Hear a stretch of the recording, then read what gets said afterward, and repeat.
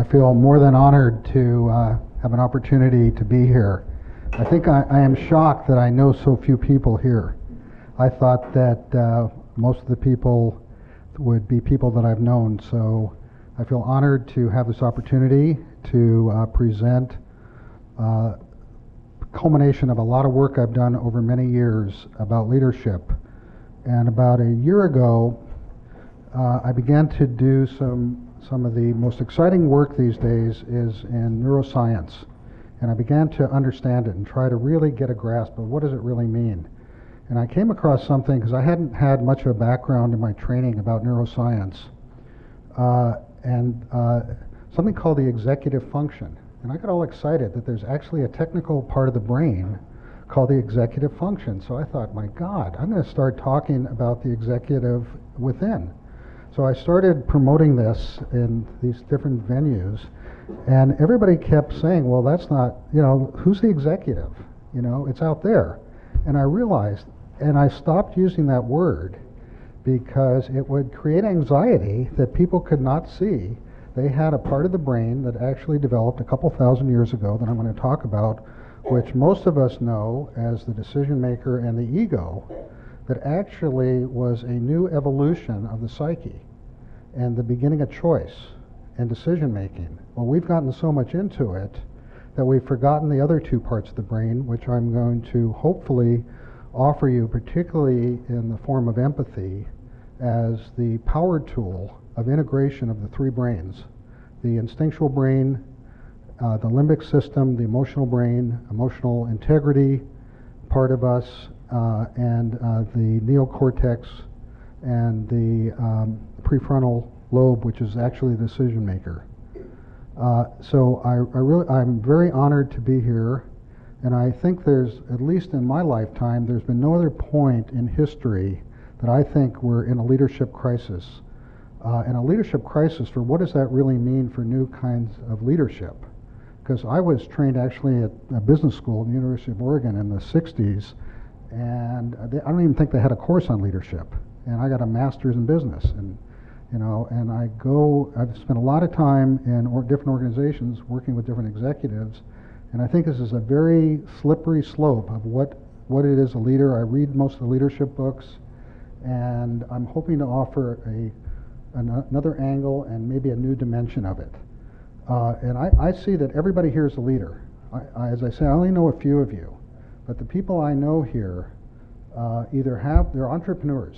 And I imagine most of the rest of you are, certainly if not already in an entrepreneurial business, you're in an entrepreneurial venture or a mindset. And I think this really speaks to a different opportunity. This economic crisis, this quote recession, this depression, whatever it is forcing everybody I know.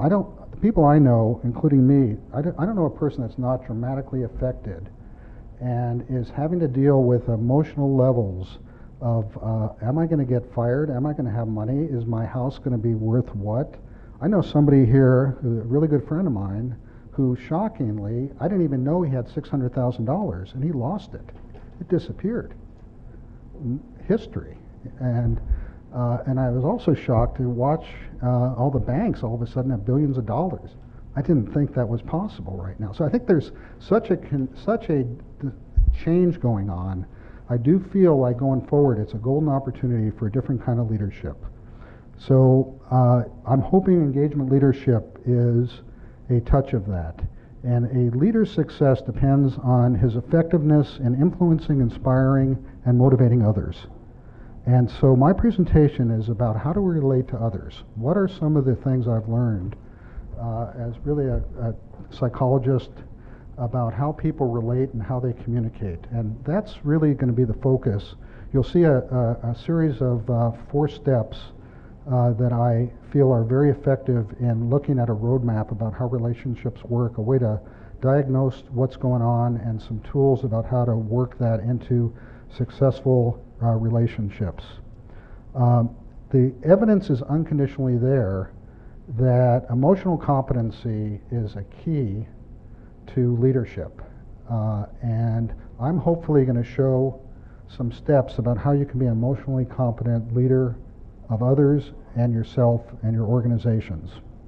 The brain, I'm going to do a little touching on neurology here and there. I think it is a very exciting place right now. And one of the amazing truths is the brain is wired to relate. We are born with a brain that is wired to relate to others. This is to understand that that's what the brain's function is. The brain is actually an elegant survival system. It is the only part of the human anatomy that is designed to regulate itself to the internal state of the other. I want to read that again. It's a mouthful. And the brain is an elegant survival system. It is the only part of the human anatomy that is designated to regulate itself to the internal state of the other. We're born as mammals. We're coded with information right from the beginning, and the development of Western culture has emphasized more about the heroic psychology and mythology than it has said being in a relationship is weak and wimpy and you're codependent, ... And as it turns out, leadership is about relating, and I hope that this presentation will offer a different way to at least approach relating in your personal life and professional life. I'm going to mostly talk about business. However, there isn't anything here that I think doesn't also work in your personal life. In fact, I hope that the business world is a place that you can evolve, because there's certain risks you can take in the business world you may or may not take in your personal life. And I think the transference back and forth is phenomenal. So to me, although I'm going to emphasize some stories and information about business, what I'm going to share is just as much about one's personal life. Now, I hope there's three takeaways that I hope people will take from this. One is empathy. The other is twinning, which I'm going to explain a little bit. And the other is a roadmap for how to execute engagement leadership. And that's what I hope people will take away. So this is a Gallup survey that was done a few years ago. But to me, it really talks about to me, the black hole, when people don't hire me and they say they don't have any money to hire somebody like me, and I go in, and the few that have the courage to, and I start seeing what goes on about where the black hole of money goes, which is about dysfunctional relationships and leadership. It's still shocking to me that is still the belief that this is a soft science. This really doesn't do any good, and let's not be involved. So being disengaged and learning how to be engaged is really what I hope this presentation is about. How many times have you been at a meeting where the executive or the person that called the meeting is late? I'm in a company that just has gone south because the modeling of the executive team in coming late, they couldn't get a product out in time.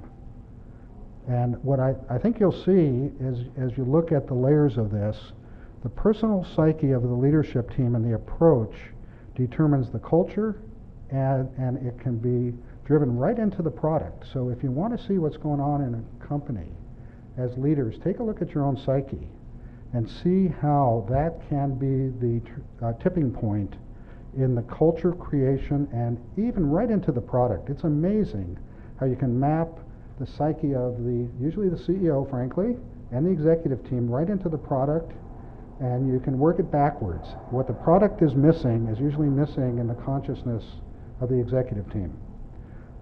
Cell phones that ring, answer it. Late to meetings, open your computer, look at your BlackBerry, not keeping commitments. All of these are signs of not being present, not being involved, and not being engaged. I've heard leaders of several companies I've been in, the leaders pride themselves because they bring me in, they actually, they're very interested in the evolution of this. How many times have I heard leaders say, please tell me what your opinion is, I really want to hear it. And how many times have they actually heard it and even acknowledged that they've heard it and not just run their own psyche right back onto it And I just have been in so many meetings where I've spent hours listening to CEOs tout this and then watch their behavior in an offsite. It just doesn't show up that way. And this is all about the evolution of letting go of being self-centered and learning how to relate. That's really what this presentation is about.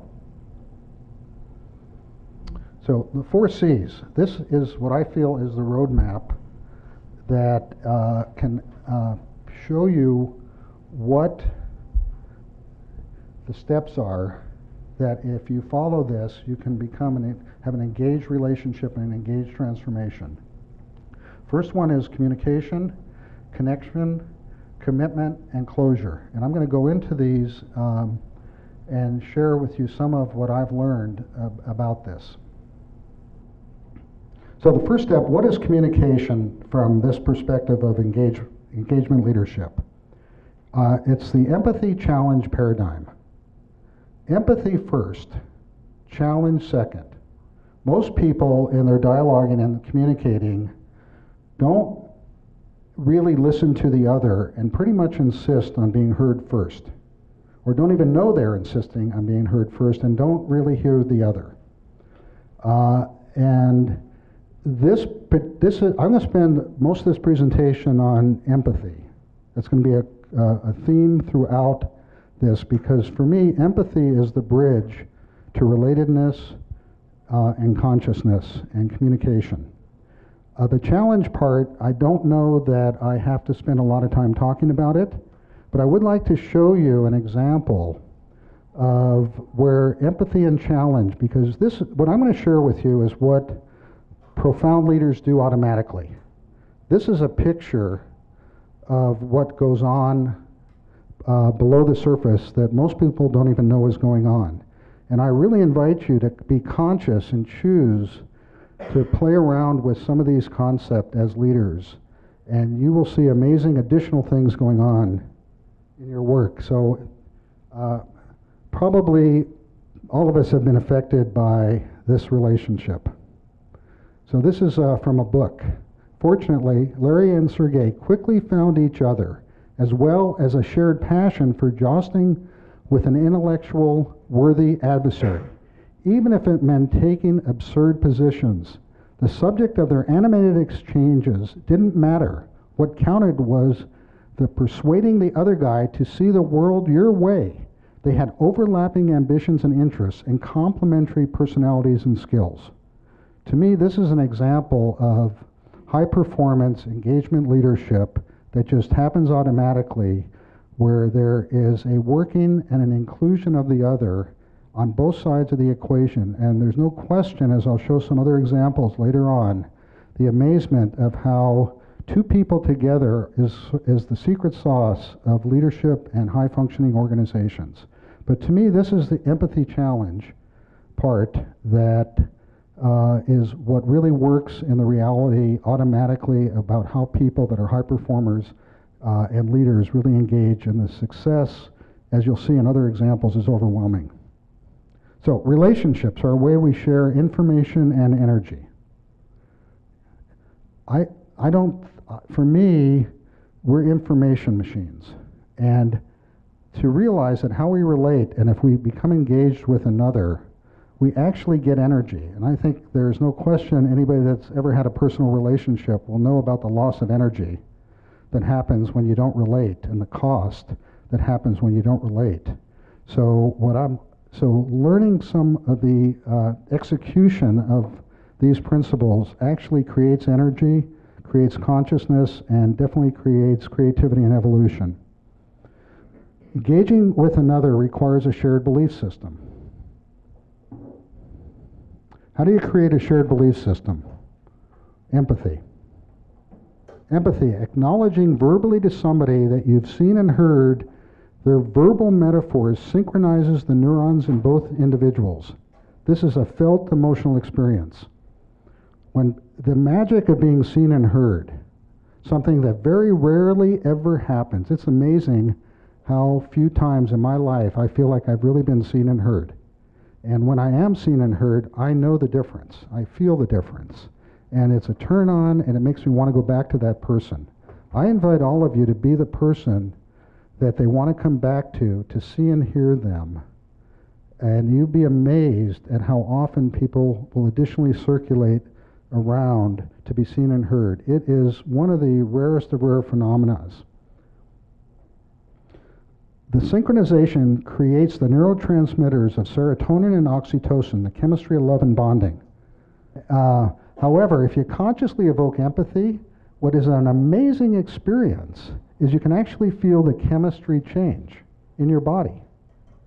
And if you do it on a regular basis, you will begin to feel a different baseline in your experience, and it's to be able to regulate your chemistry by being willing to see and hear somebody else is a remarkable human experience.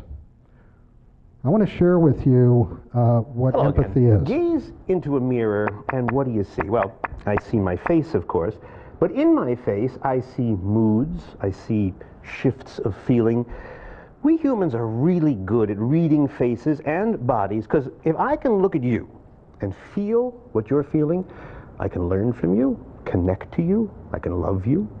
Empathy is one of our finer traits, and when it happens so easily, perhaps because, and this is brand new science, this is just out of the lab, we may have some special circuitry in our brains that helps us whenever we look at each other.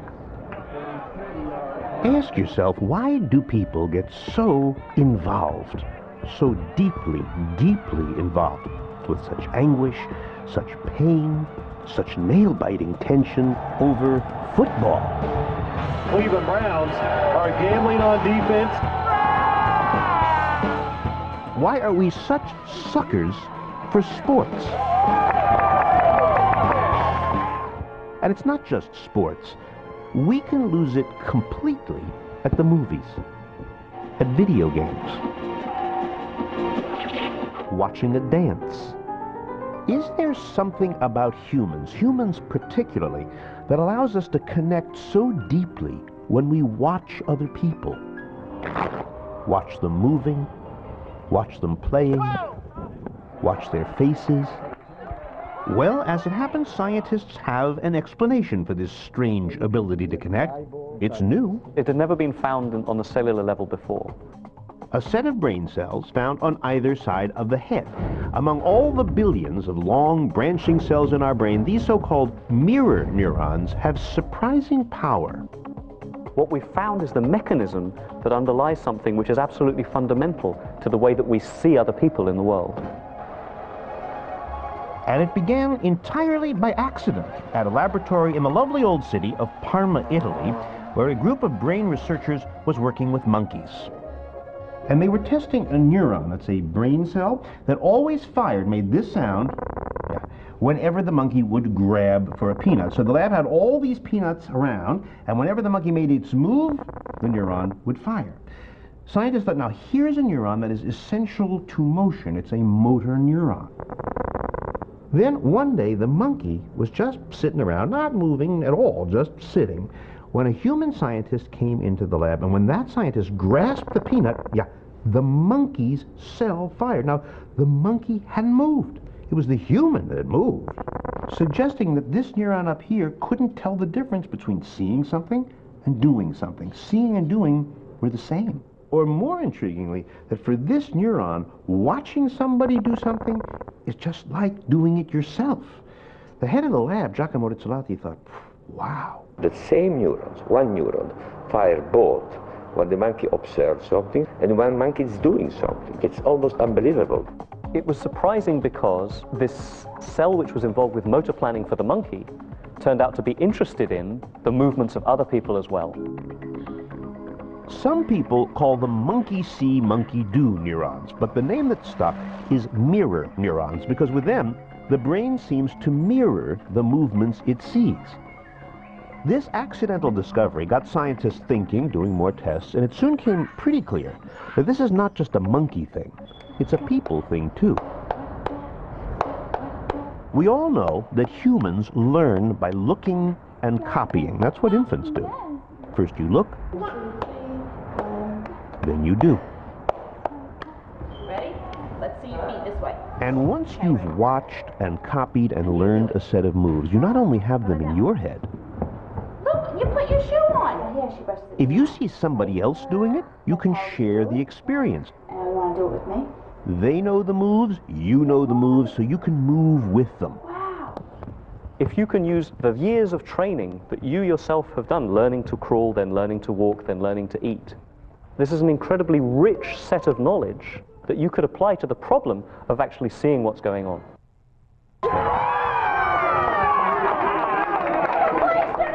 But there is more, suggests UCLA professor Marco Iacoboni. He thinks mirror neurons tie us not just to other people's actions, but to other people's feelings.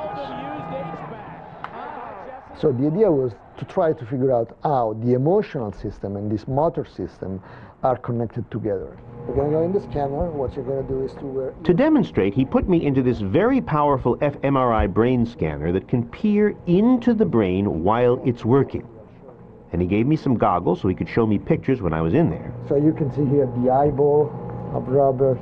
And once he had a good view into my brain... Nice looking brain. Thank you. Robert, you're not supposed to talk when we scan you, all right? Sorry. Then he said, okay, I'm going to show you a bunch of faces. And for each face, I want you to imitate it. So I did that. Then he recorded my brain while I moved my facial muscles. We're going to do right away another one. Okay. Then he said, okay, same faces, but this time, don't move a muscle. Just look. So I looked. When we checked the results... Oh, there's my brain. I've never seen my brain before. This is your mirror area. Iacoboni says that the part of my brain that's working when I make a face, the same part gets busy when I see the face. Plus, when I was looking at these faces, I remember feeling extra uncomfortable, kind of bad. But when these faces came on, I felt, I don't know, I felt better, almost happy. And in fact, at the moment I was looking at the happy face, my brain, and this is my brain, in that instant, see the red area here? It shows activity in the happy emotional part of my brain. And when I was imitating happy faces, look, I get even a bigger response. This, says Iacoboni, is a consistent result. Mirror neurons, he believes, can send messages to the limbic or emotional system in our brains. So it's possible these neurons help us tune in to each other's feelings. That's empathy. We strongly believe that that's a unifying mechanism that allows people to actually connect at a very simple level. You're saying that there's a place in my brain whose job it is to live in other people's minds, live in other people's bodies. That's right. Oh, darling, I'm going to die. Don't let me die. Yeah.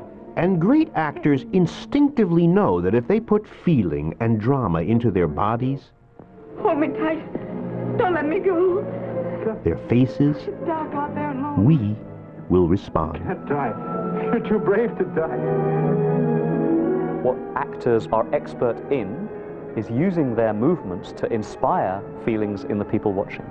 These are the experts in the mirror system. Living in somebody else's brain as a neurobiological truth. Empathy is the bridge to that level of relatedness. I got called into a company to talk to the CTO of a particular company, and I was explaining to him about empathy and this concept of twinning, which I'm going to get into a little bit, and spent a couple of hours telling him about what would make a difference, and because they were on the verge of letting him go, technical genius. And he said to me, don't ever use the word twinning/empathy. It is too, I said, why? He said, well, it makes me too anxious. Being this close to somebody is one of the great gifts of being human, and also one of the great fears, no matter who we are in business or personal life. How do you get close to somebody and maintain your identity and actually learn to grow through the relationship rather than be threatened and be fragmented? Because as this slide shows every one of us is totally different from the DNA level to the level of environmental input that happens through childhood. Our needs, our beliefs, our language, and how do you tell a common story? How do you tell a common human story when one of the great things about being human is being different? I'm going to show a little bit of how this technically works, because these three brains, the reptilian brain, the fight or flee brain, how many people have experienced how many people have experienced fear in the last year economically? When this brain yeah, really, who hasn't? Or who still isn't? Let me just put it that way. When this brain takes over, you forget the limbic system, which is the emotional brain, and you forget the neocortex, which is the thinking brain. And if you're driven by fear or anxiety, as so much of us are having to face with our teams and our people and layoffs and all the other things that are contemporary going on, what happens is the blood rushes, because it's like you're walking in the forest. The limbic system, the reptilian brain goes back billions of years. You're walking in the forest and you see a tiger, and the blood goes to your fingers and your legs, goes out of the brain, goes totally out of the brain. So who can think, or who can really relate? So learning how to not be possessed by this brain right now, I think, is one of the great creative opportunities. And the limbic system, the emotional brain, emotional integrity, emotional intelligence, I don't really want to say more, but it's the place of empathy. It's where empathy happens. In fact, technically, decisions are made not in the thinking brain, in the neocortex. Decisions are made in the emotional brain, and it informs the thinking brain that it made the decision. It actually thinks it made the decision. It's an illusion. Technically, the decisions are made in the emotional brain, and it tells the thinking brain the answer. The thinking brain claims it and thinks it's so smart and so wise, and how can I think more? How can I be smarter and wiser? How can I have more control? ... How can I make more money? Well, actually, it's through understanding and relating to the emotional brain and really understanding the power of it. And secondarily, the emotional brain is connected to the immune system and health on a zillion levels. So the neocortex, the great birth of the ego, the great beginning of individuality, truly a remarkable experience. And what gets in the way is not the ego, but the inflated ego. The ego that loses relationship and becomes self-centered. And if there's one thing that engagement leadership requires, it requires somebody to be willing to surrender their ego's attachment to their fantasies of reality and begin to gather information from other sources, from other people, and from other parts of their psyche.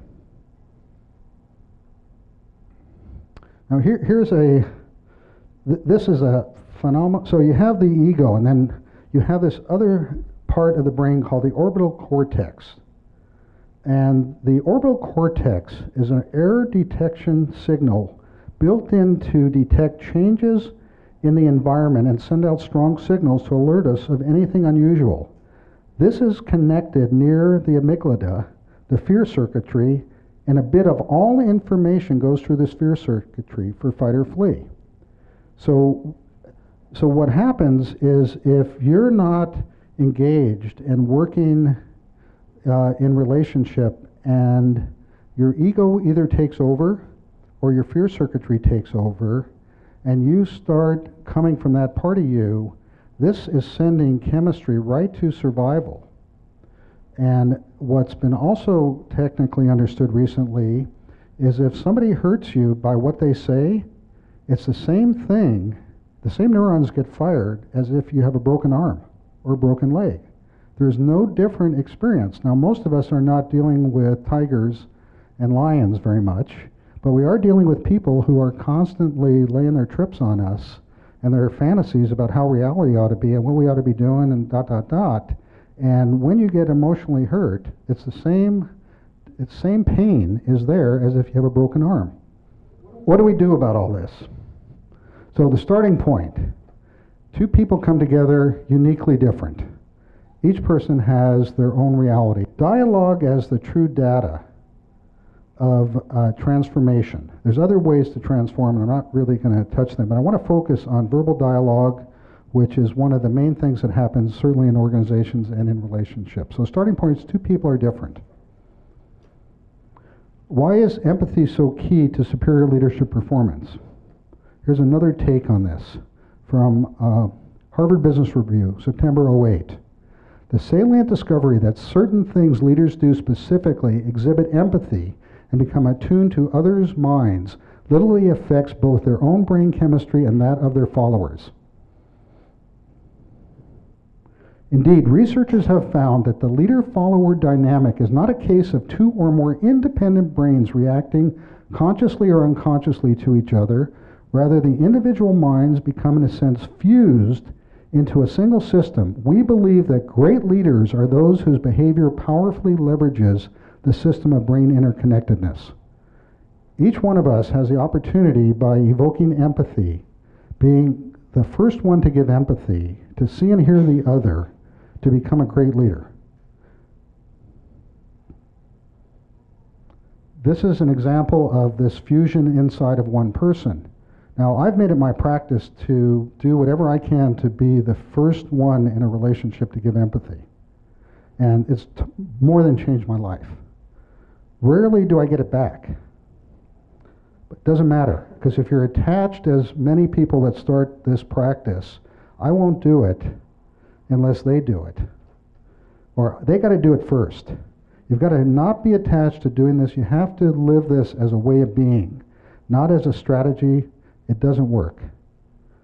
I heard somebody say, well, I can't do that unless I won't let go of my ego beliefs unless I'm heard first. Well, that's the whole point. You got to let go of, you got to hear the other before you're going to get your ego beliefs heard or your identity heard. So I'm very fond. My life changed on this concept of twinning, which I'm not going to go into too much, but twinning is the infrastructure of DNA, complementary pairing of chemicals. The concept of complementarity, as you saw in the commentary from the Google book. Complementarity is not about opposites, it's about both and. It's the basis of the revolution in quantum physics. It's about the wave and particle. There's a whole bunch of stages of nature that are about complementarity. It's a tricky concept. It's a different way of seeing the world. It's a both and psychology, but it is the secret sauce. And it's very, very pragmatic how one can get to that in the engagement leadership model.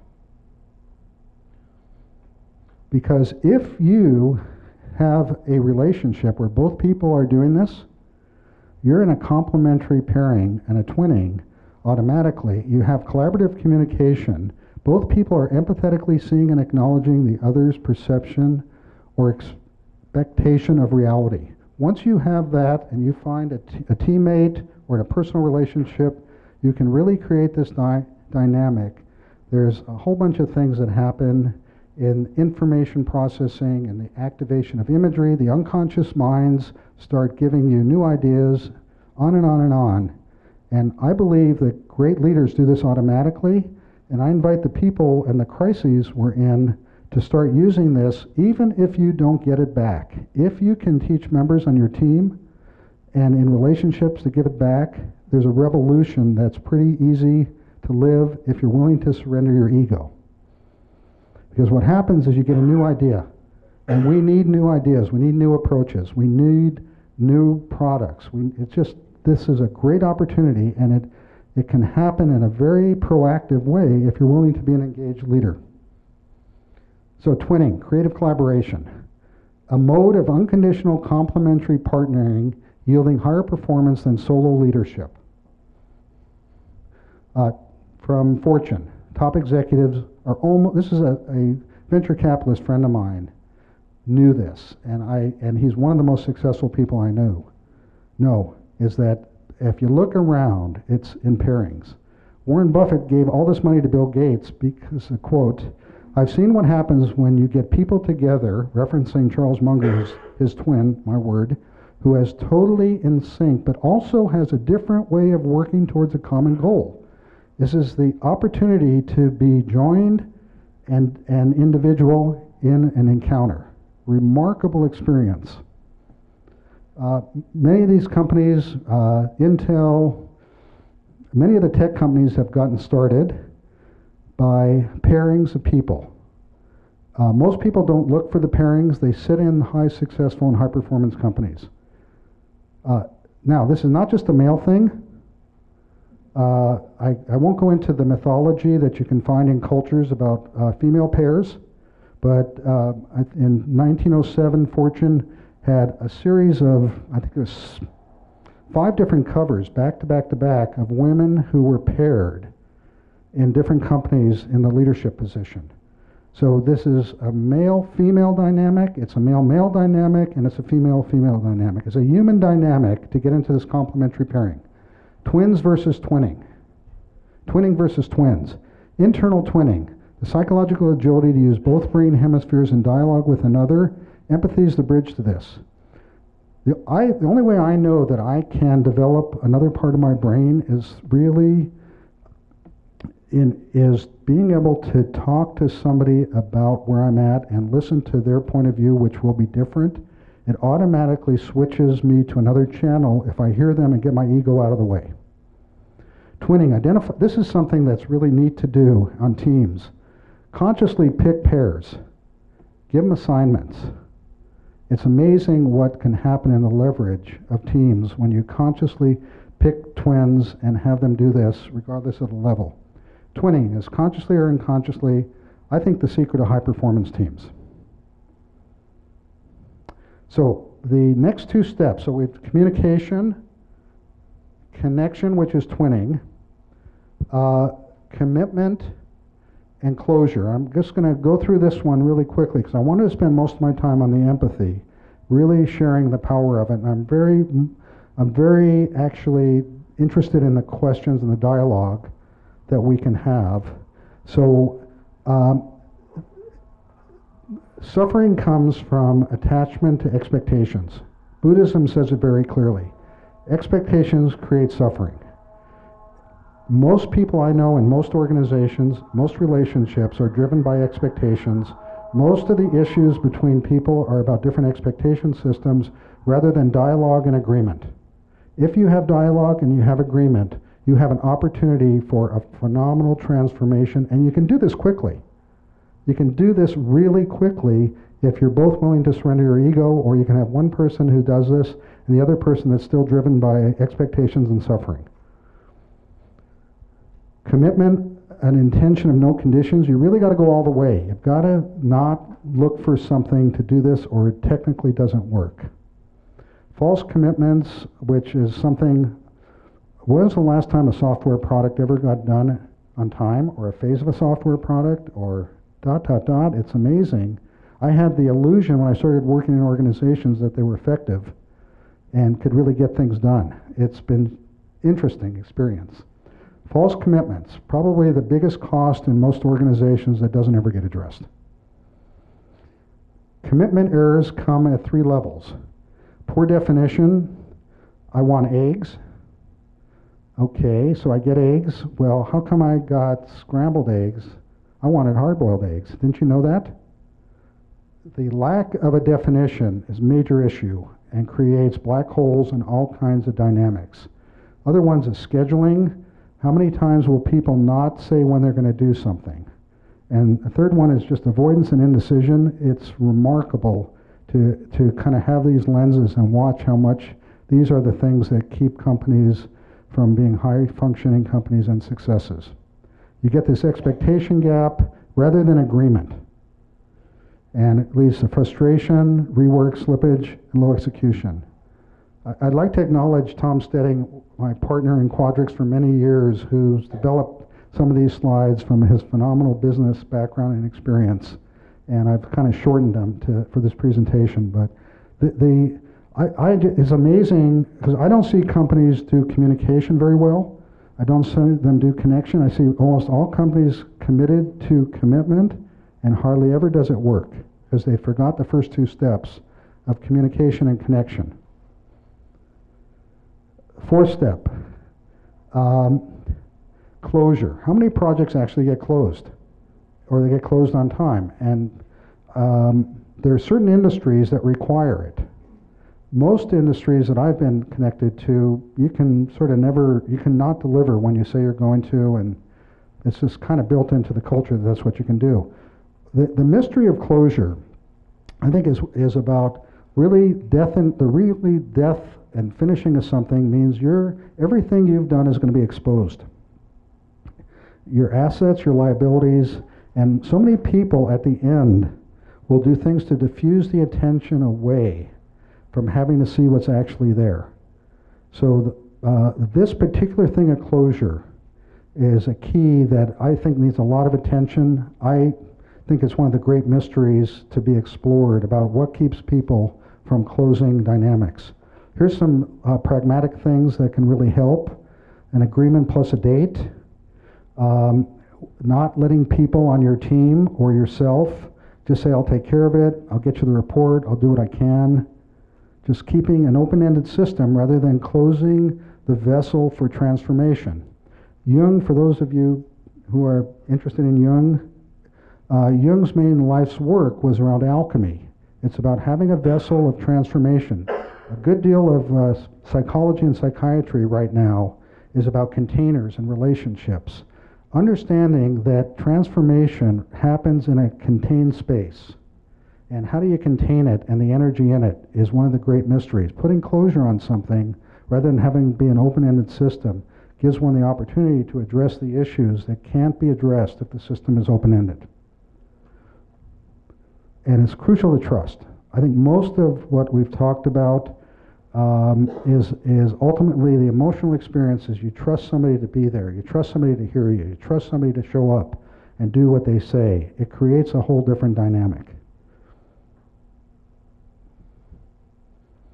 So, little summary. Empathy plus intuition equals mind sight. That's how you get into somebody else's psyche, because the intuition you have isn't your own self-centered intuition. Because I think I've shown enough examples of how the brains are really connected. When you get your ego out of the way, and empathy, true authentic empathy does it, you have an experience that's a shared human experience from the part of the brain that lived for billions of years before there were words. Because really, words are like 30,000, 10,000 years old. Prior, there was these elaborate communication systems in us, particularly the emotional systems, that communicated, had no problem surviving, creating, and moving on.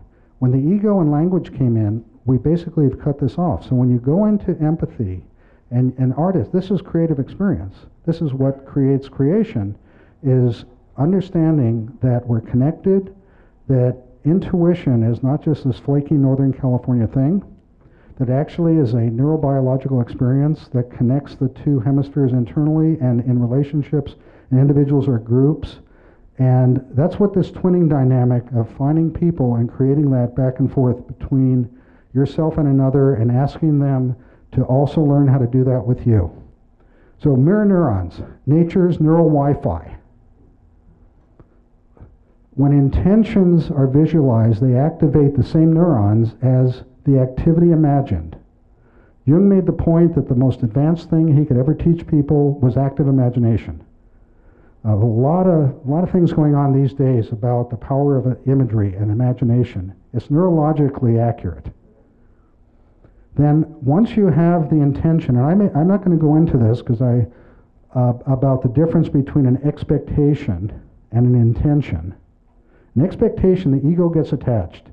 An intention comes from the unconscious mind and is a vision, a guide, an emotion, an instinct. If you stay with that part of you, and your relationships, and your team, and your creativity, and you go through the 4 C's, you work the communication, the connection, the commitment, and the closure, and you use this as a diagnostic, you can see where the breakdowns are in the black holes in the system by pegging it to one of these places. I love this image of the brain and the 2 hemispheres and the corpus callosum that hooks the two. And what's so beautiful about this is that the people walking back and forth on the bridge, and that's really what empathy does. They walk both ways, not just one way. When one does this, because this one part of the psyche is alpha brain waves, 6 to 13 cycles. The beta brain waves, which is the ego and the conscious brain waves, are 13 to 20. When you have this, you have this part that is a shared experience that I believe activates the deeper part of the union of the self on a personal and a cultural level, and some of the cultural transformations that are going on now with conscious intention and an execution of this can make a huge difference in the speed to reality change and handling some of the absolute crises going on. I'd like to see a bumper sticker that said empathy or else. The end.